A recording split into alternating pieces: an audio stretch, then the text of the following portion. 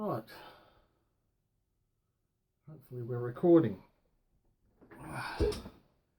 It's late at night and I've been asked to do this video. I've been very busy building rifles, and hopefully this will put some people's mind to rest about what bedding should be like. Now, I've always believed bedding should be as tight a mirror image of the actual actions themselves. Got a couple of different stocks here. Now, one of the things with bedding compound, the whole point of doing bedding in the first place is to take out all the slop. And if you're deliberately going to put tape around the action to create some clearance, then why do the bedding in the first place? Should be a simple question. Here's a 98 Mauser. Sorry, not a 98, this is a 96 Mauser in 38 configuration. Embedded. See that one there? Bedding there. The pillar put in place here. Nice, neat and tidy. Yes, bedding can look nice and neat and tidy. And when you do clean it up and your client pulls it apart, they can see that care has been taken. Right. Now, notice the flat section at the bottom here. They figured out years ago that having a flat on the base of your action has benefits in that it resists rotational force. This is a commercial 98 Mauser action. Pillar bedding, bedded, nice, neat, tidy, and a Ruger stock that I'm working on.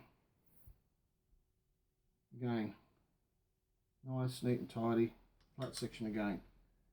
Winchester's the same. They have your flat on the bottom, same as Howers, they have the same, flat on the bottom. A lot of people don't realise that it's not just the recoil area where that butts up against, it also moves forward. So every action there's an opposite reaction, okay? So the reaction from firing the bullet down the barrel is that the recoil is backwards. Well, it doesn't just go back and stay there. As you know, it comes forward again. If it's loose in here, it can move around. Now, not only do you have the recoil force, but because it's rifled, you have rotational force. And this is why when you fire it in heavy calibers, you'll find that it wants to twist the stock. Flat-bottomed actions eliminate a lot of that twisting in the stock. Now, again, I firmly believe the only place you should ever have clearance is at the very bottom of your recoil lug. Now with this stock, part way through building a custom barrel, this one here, some bands of silver. Now it's a Ruger Mark 1, okay, being ready to be blued, bands of silver on it, nicely done, right? The only place you put a bit of tape is here. And all the lugs, the bottom of the recoil lug, just so that you create a cavity, so that if and when you put it into the action, and if you perchance shave a little bit off of the actual bedding, it will have somewhere to go, so it still will bed flat. Now here's the thing, once your bedding is done and it's nice and tight, no clearance at the side, no clearance at the front or back, it should push into the stock. And if you can't do that with your bedding, no action screws, just pushed in, if you can't do that, your bedding is too loose and not done properly. That's how tight your bedding should be. When you want to pull it out, it's simple. Front and back. Pop, out it comes. It shouldn't fall out. It should fit in there perfectly. Pop in, give it a squeeze, sit at home. And the other thing with bedding and free floating, you can see here this has got a fair bit of free floating on it for this stock. if you're going to bed the barrel channel and then put tape on the barrel so that you've got a free floated barrel, why the hell are you bedding the barrel? You're creating more problems. Just free float it and seal it. Simple. Done.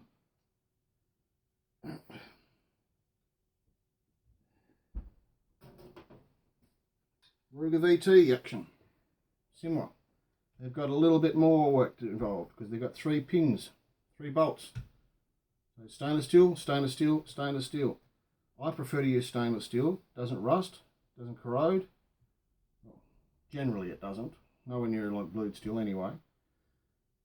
But again, nice and neat. This is a perfect mirror image of the stock. It doesn't move. It can't rotate in the stock. It can't go backwards. It can't go forwards. And it can't go sideways. It sits perfectly every time.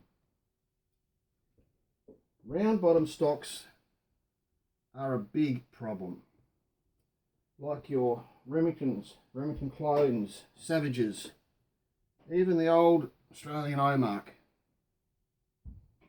We've got a Remington here I've just finished doing for a client. And yes, you can laugh at the paint work, but that's what the client wanted. He wanted a camo paint job, right? So that's what he got. Okay. Screws are gone. See that? Stays in there. Front and back. Give it a squeeze. Off it pops. That's how tight your bedding should be.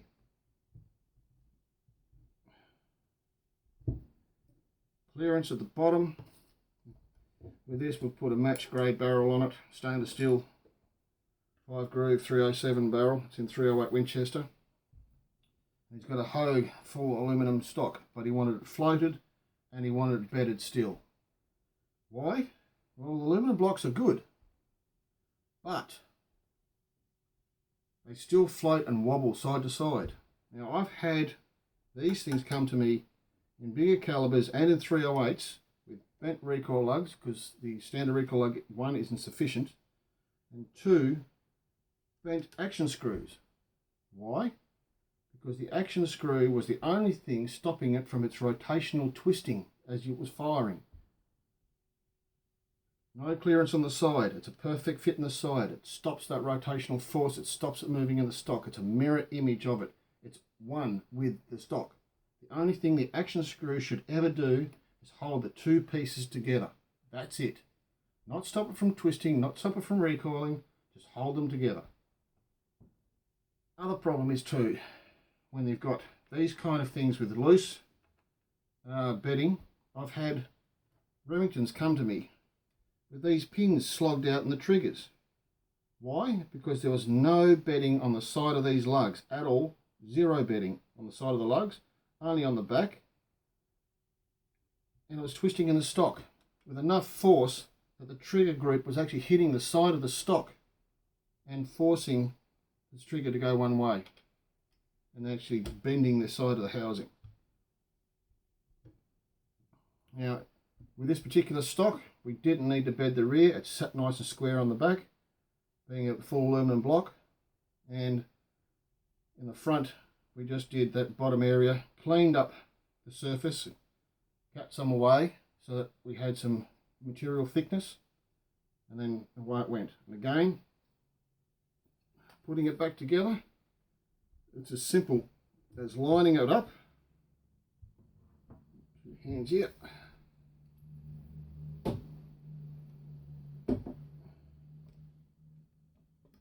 Drop it in the stock and slide straight down. Press it home and it's there. It's in there. It's not coming out.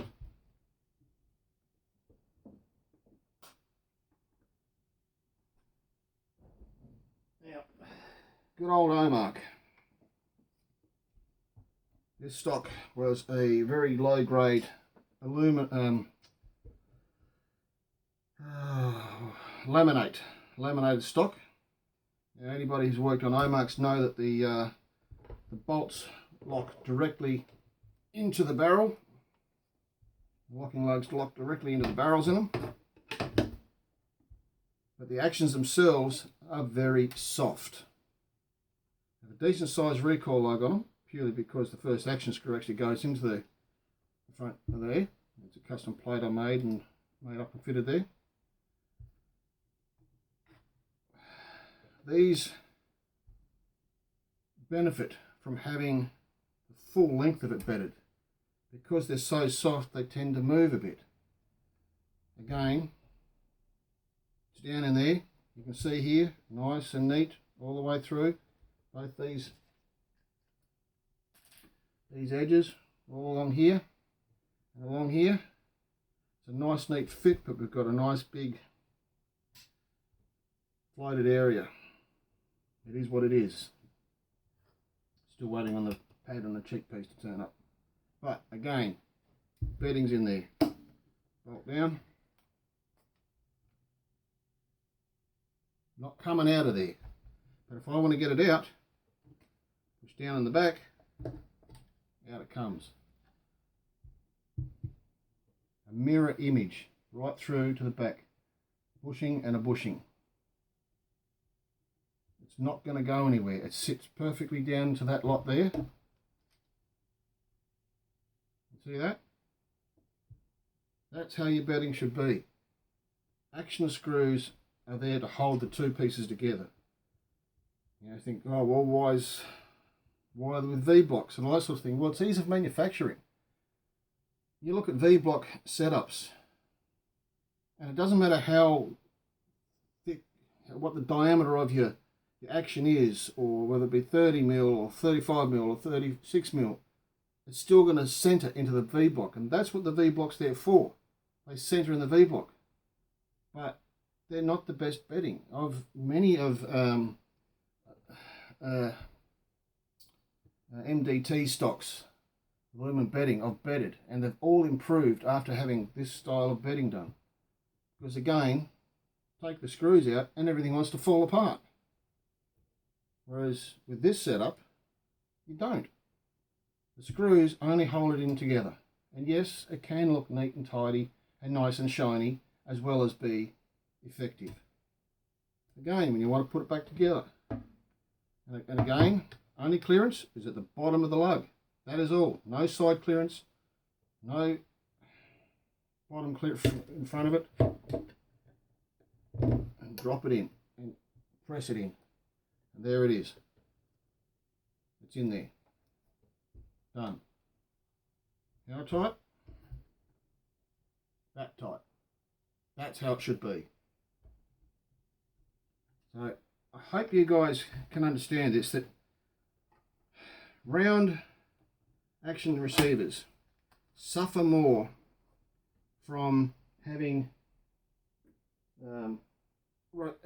torsional twist forces applied to the action screws if you don't have proper bedding than do flat bottom receivers.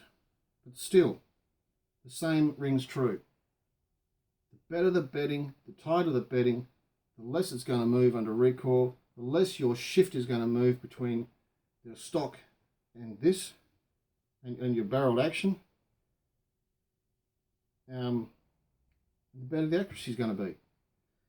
The other thing I've got to point out too is because the action is held tight on the sides and the front and the back, and you've negated any movement whatsoever between the stock and the action, the barrel harmonics are more consistent. Each time this moves in the stock, the barrel harmonics change because it resonates differently because it's moved from where it was previously. When it can't move, the harmonics are going to be the same, given that the loads are as close to being the same as they possibly can. But look, this is me. I've heard people say that you don't know what you're talking about and all the rest of it. Look, I spent the time making this video because you people wanted it. Wanted to explain it. I shouldn't have to explain this to people who should already know. It's simple engineering physics. If you understand the harmonics between and relationship between the stock and whether it be made from timber, synthetic, laminate or steel, the same is true across the board. If there's not a mirror-to-mirror fit There's going to be movement and there's going to be change in harmonics. Hope that explains it. Got any questions? Let me know. I'll try and do another one, but like I said, I am extremely busy at the moment building these things. I even had a gentleman on today. He's a qualified engineer. I explained to him the situation. He said, right, when can you build me one? He said, I know exactly what you're talking about. I'm not a qualified engineer. I understand engineering mechanics. I studied mechanical engineering. I studied fitting and turning, but I'm a gunsmith. I also studied woodwork. Gunsmithing takes up all these things: metalworking, woodworking, engineering, mechanics. You know, they're a machine. If you can't understand a machine, don't play with it.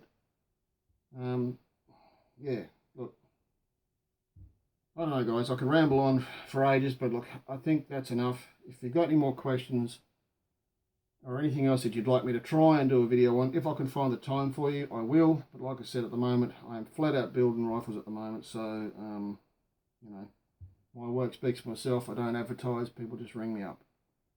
Thanks for your time, and thanks for watching.